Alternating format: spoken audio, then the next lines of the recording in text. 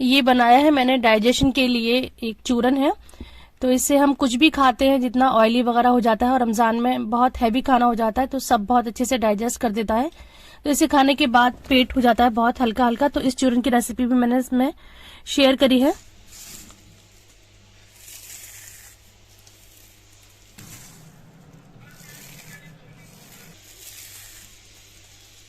देखा आपने कितना क्रिस्पी बरिस्ता बनकर तैयार हुआ है। तो इस वीडियो में मैं सारे टिप्स शेयर करूंगी किस तरह से हम बिल्कुल क्रिस्पी प्याज को फ्राई कर सकते हैं और हम किस तरह से इसको स्टोर कर सकते हैं।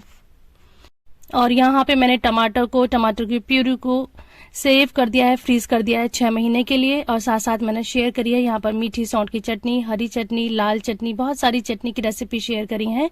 तो शुरू करते हैं आज की वीडियो जो कि है रमजान की प्रिपरेशन के हवाले से।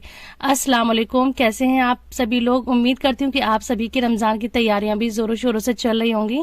तो मैंने अभी जो तैयारियां करी हैं वो इस तरह से करी हैं जो हम फूड आइटम बनाने से पहले जो हम प्रिपरेशन कर लेते हैं। तो असल में मैंने ये वीडियो बना ली थी 1-2 दिन पहले, लेकिन मैं इसको एडिट नहीं कर पा रही थी। हमारी बहुत ही करीबी रिश्तेदार हैं, उनकी बहुत ज्यादा तबीयत खराब हो गई है। अल्लाह ताला ने उनको यूं समझिए कि दूसरी जिंदगी दी है। तो मैं आप सबसे रिक्वेस्ट करती हूँ कि उनकी जल्दी सेहत के लिए वो जल्दी से ठीक हो जाएं। आप सब जरूर दुआ करिएगा।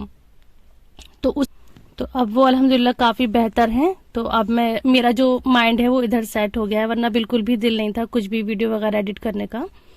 तो अच्छा, मैंने जो शुरुआत करी थी वो करी थी फ्रिज की क्लीनिंग से। तो मैंने फ्रिज को बहुत ही अच्छी तरह से क्लीन कर लिया। पहले मैंने पूरा फ्रिज खाली करा है, फिर इसको अच्छी तरह से वॉश कर लिया है। अब मैं इसको ड्राई करूंगी। तो वैसे भी हर 1.5 से 2 महीने में फ्रिज को इस तरह से साफ कर लेती हूँ। तो अब सोचा था कि पहले मैं फ्रिज साफ कर लेती हूँ, क्योंकि फिर अब मैं सामान बनाकर फ्रीज कर दूंगी तो फ्रिज ऑक्यूपाइड हो जाएगा, तो फिर क्लीनिंग नहीं हो पाएगी। तो सबसे पहले जो मैंने सोचा था वो फ्रिज क्लीन कर लेती हूँ। तो जितने भी आप रमजान की प्रिपरेशन करें या किसी भी दावत की आपको प्रिपरेशन करनी होती तो एक प्लान लेकर चलिए, एक अपने माइंड में प्लान बना लीजिए या चाहे उसको नोट कर लीजिए कि हमें पहले क्या करना है उसके बाद क्या करना है। तो उससे क्या होता है, सबको मैनेज करना आसान रह जाता है और आप फिर मैनेज भी अच्छी तरह से कर लेंगे और आपके दिमाग से कोई चीज स्लिप आउट नहीं होगी कि अरे ये चीज रह गई है या फिर ये कि ये चीज मुझे पहले करनी थी या ये बाद में करनी थी। या तो आप अपने माइंड में उसको सेट कर लीजिए या फिर डायरी पे नोट कर लें तो वो बहुत ही अच्छा होगा। पहले आप क्लीनिंग की लिस्ट बनाइए कि आपको क्या क्या चीज क्लीन करनी है। सपोज आपको फ्रिज क्लीन करना है, डीप फ्रीजर क्लीन करना है, वॉशिंग मशीन की आप जो डीप क्लीनिंग करते हैं वो मैं एक बार अपनी वीडियो में शेयर भी कर चुकी हूँ। मुझसे रिक्वेस्ट आई थी कि अपनी वॉशिंग मशीन की डीप क्लीनिंग दिखाएं, तो मैंने वो भी शेयर करी है। फैन वगैरह है उसकी सफाई कर लीजिए, पर्दे वगैरह साफ कर लीजिए। फिर आप बनाइए मसाले और चटनी, ये सारी चीजें आप पहले से स्टोर कर सकती हैं, इसकी एक लिस्ट बना लें। फिर उसके बाद आपको जो जो आपको फूड आइटम स्टोर करने हैं, फ्रीज करने हैं, उनकी आप लिस्ट बनाएं कि आपको क्या क्या ग्रोसरी करनी है। तो उस हिसाब से ग्रोसरी करें, फिर वो चीजें प्रिपेयर करें, फिर उन चीज को स्टोर कर लें। तो आप ना बहुत ही अच्छे से सब कुछ आराम से मैनेज कर पाएंगी और कुछ भी ऐसा नहीं होगा कि अरे ये चीज रह गई है। और आप सुकून से अपने रोजे रखेंगे, सुकून से इबादत करेंगे और आपको ढेर सारा टाइम मिल जाएगा इबादत के लिए। और अपनी दुआ में मुझे जरूर याद रखिएगा। तो बातों में फ्रिज हो गया है क्लीन और मैंने उसको अरेंज कर दिया है। अब आ जाते हैं हम पंखों की तरफ। इधर ये मेरा ऊपर वाला फ्लोर है, तो यहाँ के जो पंखे हैं वो बहुत ज्यादा इग्नोर हो रहे थे, बहुत गंदे हो रहे थे। तो मैंने सोचा रमजान से पहले इनकी भी क्लीनिंग करवा लेती हूँ। तो यहाँ पर आज हो रहे हैं सारे फैन क्लीन होंगे, क्योंकि रमजान में क्योंकि मैं अपनी हेल्पर से भी बहुत कम काम लेती हूँ, बहुत काम, कोई भी एक्स्ट्रा सफाई वगैरह नहीं करवाती हूँ, कुछ भी इस तरह का काम नहीं करवाती हूँ जो कि जिससे कि उन्हें थकन हो, इसलिए मैं अभी करवा रही हूँ। मौसम भी अच्छा हो गया है, तो अब जो विंटर का सब सामान था, ब्लैंकेट वगैरह थे, तो वो भी मैं आज ही सेट कर दूंगी। और जितनी भी डीप क्लीनिंग है, जैसे कि मैं कैबिनेट वगैरह एक सी करनी है या अपनी अलमीराज एक सी करनी है, तो वो भी अभी रमजान से पहले ही कर लें। तो ये क्लीनिंग का भी आप अपना एक शेड्यूल तैयार कर लें, उसी के हिसाब से सब कुछ सेट कर लें।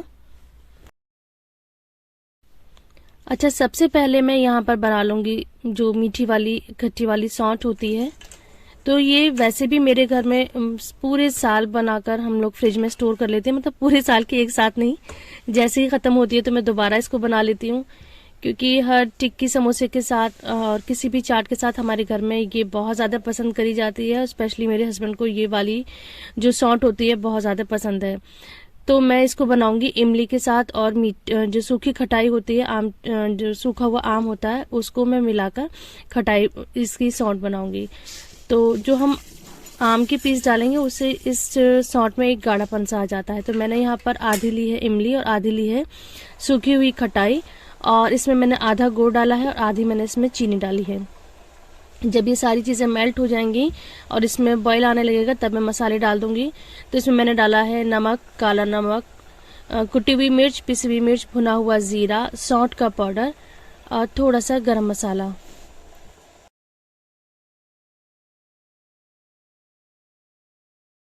पहले मैंने इमली और खटाई को उबाल लिया था, फिर इसको अच्छी तरह से मैश कर लिया था और उसको छान लिया था। फिर उसके पल्प में मैंने पानी डालकर ये सारी चीजें गुड़, चीनी और मसाला डालकर इसको हम पका लेंगे। तो ये पकते पकते ही गुड़ मेल्ट हो जाएगा। मैंने गुड़ को पीस कर नहीं डाला था, कोई एक्स्ट्रा एफर्ट नहीं करा, बस ये पकती रही है। 15 मिनट पकी होगी और ये इतनी गाढ़ी भी होगी, उसका कलर भी बहुत अच्छा सा आ गया है।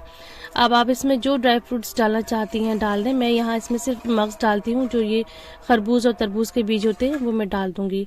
और जब ये बिल्कुल पूरी तरह से ठंडी हो जाएगी, बिल्कुल रूम टेम्परेचर पर आ जाएगी, तब मैं इसको, जो मैंने आपको लास्ट वीडियो में दिखाया था कि मैंने बॉटल क्लीन कर ली है, कांच की बॉटल है, मजबूत बॉटल है, और मैं इस तरह की चीजें कांच में या सेरेमिक में ही स्टोर करती हूँ। प्लास्टिक में इस तरह की चीजें मैं स्टोर नहीं करती। तो इसमें स्टोर कर लूंगी और जब ये ठंडी हो जाएगी, बिल्कुल नॉर्मल हो जाएगी, तब इसको मैं बंद करके फ्रिज में रख दूंगी। तो ये 6 महीने तक बिल्कुल भी खराब नहीं होती है। अगर आपको कभी लगे कि खराब हो रही है तो आप इसको एक बार फिर से किसी पॉट में डाल के इसको अच्छे से बॉईल कर लीजिए। तो अगर लगता है खराब होने वाली है तो खराब नहीं होगी।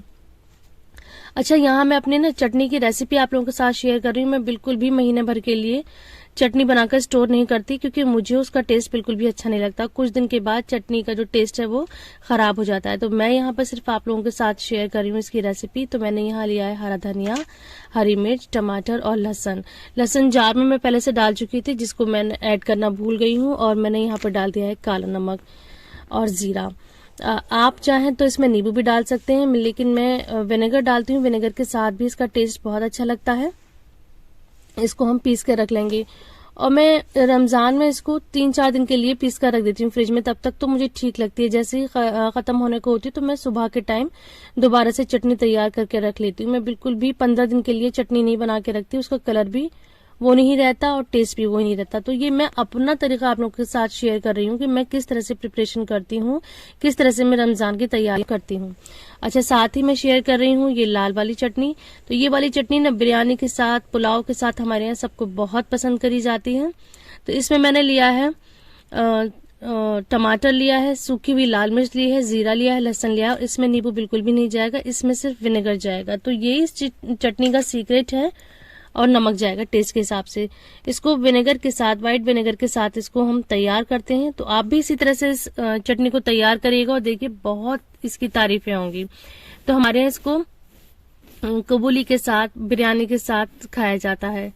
तो चटनी बनी थी और घर में बने थे ये मटर पुलाव। तो मैं आप लोगों को दिखा रही हूँ कि हमारे यहाँ सभी, क्या छोटे क्या बड़े, इसी चटनी के साथ चावल खाना पसंद करते हैं। और साथ ही मैं यहाँ पर लहसुन का भी पेस्ट बना के रख लूंगी, अदरक का भी पेस्ट बना के रख लूंगी। जैसे मैंने आपको पहले बताया था कि मैं यहाँ पर अपना तरीका शेयर कर रही हूँ, तो मैं लहसुन में भी बता दूं कि मैं कभी भी लहसुन को फ्रीज नहीं करती। जैसे कि मैं देख रही हूँ कि आजकल लोग लहसुन पीस पीस के फ्रीजर में क्यूब्स की शक्ल में उसको फ्रीज कर रहे हैं। मुझे इसकी जरूरत महसूस ही नहीं होती है। तो पहले मैंने लहसुन को भिगो लिया है 1 से 1.5 घंटे के लिए। फिर जब इसका जो मोटा मोटा छिलका होता है वो बड़ी ही आसानी से उतर जाता है। इसको हम हल्के हाथ से उतारेंगे, बड़ी ही आसानी से उतर जाएगा। और जो इसका बारीक बारीक सा छिलका होता है मैं उसको नहीं उतारती, क्योंकि जब हम पीसते हैं तो वो बिल्कुल स्मूथ हो जाता है, बिल्कुल भी वो पता ही नहीं चलता। तो मैं इतने ज्यादा एफर्ट्स नहीं डालती हूँ। मैं हर वो काम करने की कोशिश करती हूँ और हर वो चीज आप लोगों के साथ शेयर करती हूँ जो आसान हो और जो प्रैक्टिकली हम जिसको फॉलो कर सकें और जिसमें हमको बहुत ज्यादा परेशानी नहीं हो। देखिए मैंने मोटे मोटे छिलके इसके उतार लिए थे और जो तो बारीक बारीक छिलके थे थोड़े से, मैंने उसी के साथ इसको पेस्ट बना लिया। तो बिल्कुल अच्छा से इसका पेस्ट बनाकर तैयार हो गया। तो मैं इसी को ही बॉटल में सेव कर लूंगी। मैं बिल्कुल भी इसको फ्रीजर में नहीं जमाऊंगी, मैं इनको कांच की बॉटल में सेव कर लूंगी। वो क्लिप यहाँ पर ऐड नहीं हुई है। और साथ ही मैंने यहाँ पर ये फुट पैड भी धो दी, क्योंकि रमजानों में तो हिम्मत नहीं होगी ये सारी चीजें करने की। तो यहाँ पर ये फुटपैड थे, थोड़ी थोड़ी से करके धो लूंगी। एक दिन 3-4 धो लूंगी, फिर दूसरे दिन 3-4 धो लूंगी। इस तरह से मैं ये फुटपैड धो दूंगी, क्योंकि अब मौसम भी अच्छा हो गया है, धूप भी है, गर्मी भी बहुत ज़्यादा नहीं है, सर्दी भी बहुत ज़्यादा नहीं है। तो इस तरह के जो छोटे छोटे काम हैं, जो क्लीनिंग के काम हैं, वो मैं कर लूंगी। तो मैं उम्मीद करती हूँ कि आप लोगों की भी ये सारी तैयारियां चल रही होंगी। अल्लाह ताला सबको सेहत वाली रोज़े नसीब फरमाए, बरकत वाले रोज़े नसीब फरमाए, और अल्लाह ताला हम सबको तौफीक दे, हम खूब इबादत करें और अपने रब को राज़ी कर लें। और अब मैं आप लोगों को बताती हूँ कि टमाटर कैसे सेव करें। तो आप इस तरह से अगर टमाटर सेव करेंगे तो 6 महीने तक इनको सेव कर सकते हैं, बल्कि इससे भी ज़्यादा। और इस टाइम टमाटर भी बहुत ज़्यादा मार्केट में आए हुए हैं। तो यहाँ पे मैंने टमाटरों को पहले अच्छी तरह से धोकर साफ कर लिया है, और इसको 1-2 पीसेस में मैंने कट कर दिया। और थोड़ा सा पानी डालकर हम इसको बॉईल करेंगे। जब इसमें बॉईल आ जाएगा तो मैं इसको ढककर 10 मिनट के लिए कुक करूंगी, और फिर ये सॉफ्ट हो जाएंगे। उसके बाद ये जब सॉफ्ट हो जाएंगे तो इसकी हम स्किन को हटा देंगे। जैसे हम कोई कढ़ाई गोश्त बनाते हैं या टमाटो प्यूरी बनाते हैं तो उसकी स्किन उतार देते हैं। उससे क्या होता है, इसकी जो पीसते हैं तो जो प्यूरी तैयार होती है, बड़ी स्मूथ सी प्यूरी तैयार होती है। तो मकसद है हमारा इसकी स्किन को हटाना। तो हमने इसको ब्लांच कर लिया है। ब्लांच करने के बाद हम इसको थोड़ा सा और बॉईल ले लेंगे, थोड़ा सा पका लेंगे, ताकि इस स्टेज पे भी ये गाढ़ा हो जाए। और जब ये टमाटर का जो पेस्ट है ठंडा हो जाएगा तब हम इसको पीसेंगे। अब मैं बताऊंगी आपको मैंने इसको किस तरह से स्टोर करा है। तो देखिए मेरे पास ये है कपकेक की टिन, मैंने इसमें इसकी प्यूरी को फ्रीज कर लिया है, और इसमें जो एक पीस निकलेगा वो एक टमाटर के बराबर होगा। मतलब इस एक कैविटी में इतनी प्यूरी आती है जितने एक टमाटर में आएगी। तो ऐसे ही बचे हुए जो टमाटर है उसको मैं फिर से पीस लूंगी।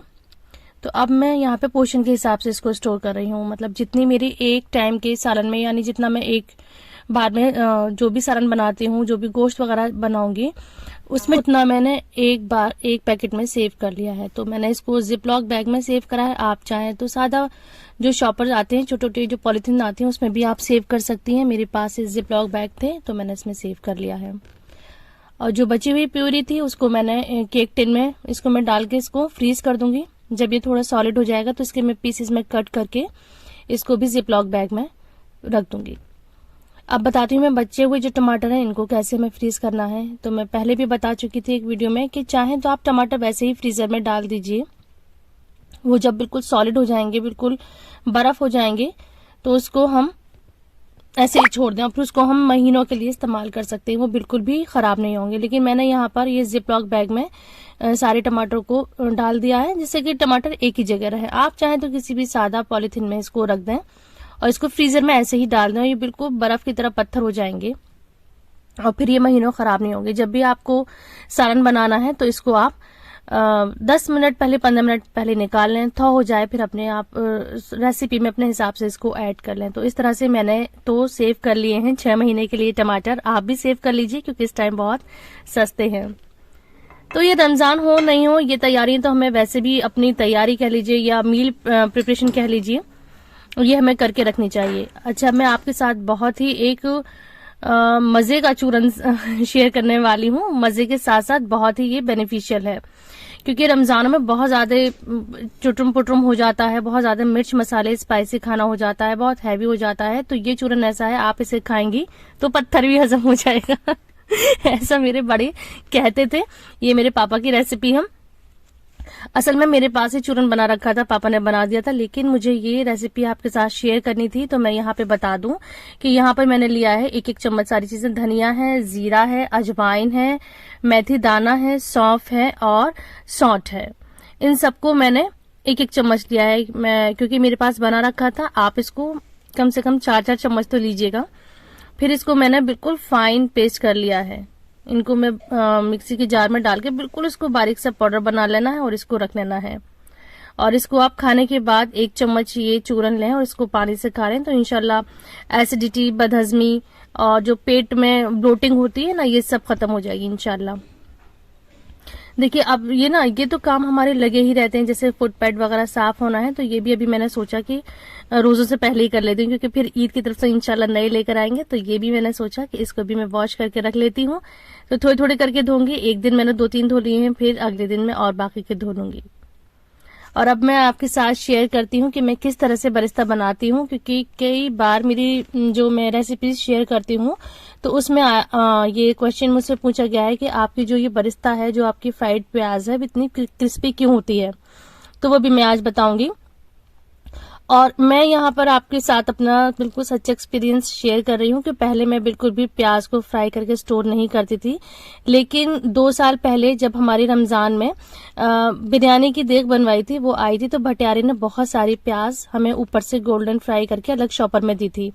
तो वो हम उस पे डालना भूल गए थे, जब हमने जो डिस्ट्रीब्यूट करना था हम डालना भूल गए थे, वो प्याज रखी रही थी, तो वो प्याज मैंने यूज करी। तो वाकई इतना आसान हो गया था कोई भी कोरमा बनाना, कोई भी पुलाव बनाना, क्योंकि बहुत टाइम कंज्यूमिंग काम है। प्याज को पहले छीलो, काटो, फ्राई करो, फिर उसको कोरमे में डालो या फिर उसको पुलाव पे डालो। अगर ये प्याज रखी होती है तो ऐसा लगता है प्याज तली हुई रखी है, लहसुन अदरक पिसा हुआ है ही, तो खाना बनाना यूं झटपट से बन जाता है।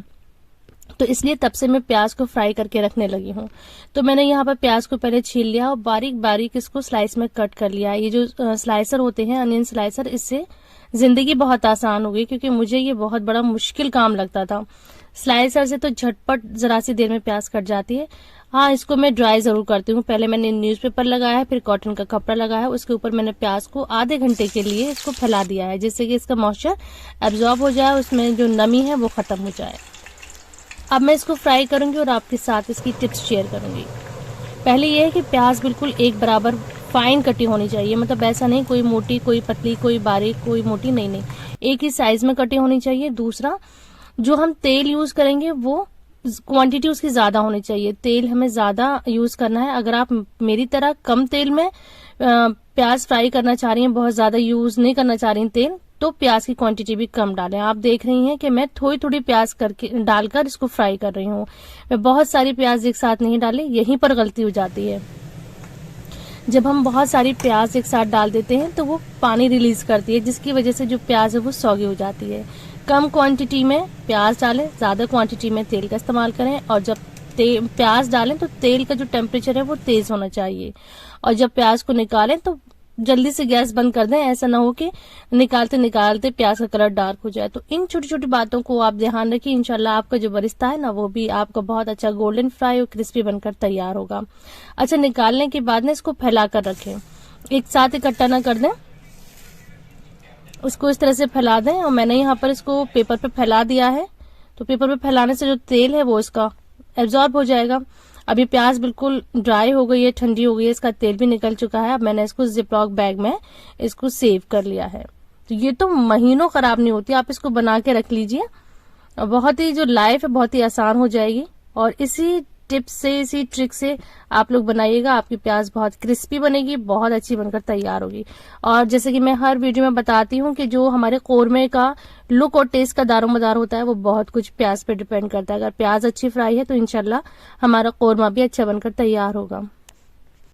तो ये थी रमज़ान के हवाले से कुछ प्रिपरेशन जो मैंने करी हैं, और मैंने अपना आपके साथ जो कुछ भी शेयर करा है मैंने वही शेयर करा है जो मैं करती हूँ। मैंने कुछ भी ऐसा नहीं करा कि आजकल ये ट्रेंड में है तो मैं ऐसा करूँ, नहीं, मैंने हर चीज़ आपके साथ बिल्कुल ओरिजिनल और बिल्कुल प्रैक्टिकल ही शेयर करी है। आई होप कि ये वीडियो आपको पसंद आई होगी।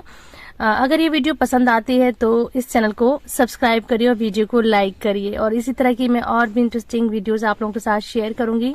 पिछली वीडियो को आप लोगों ने बहुत ज्यादा अपना प्यार दिया है, बहुत सपोर्ट दिया। उम्मीद करती हूँ आप लोग इस वीडियो को भी इतना ही प्यार और सपोर्ट देंगे।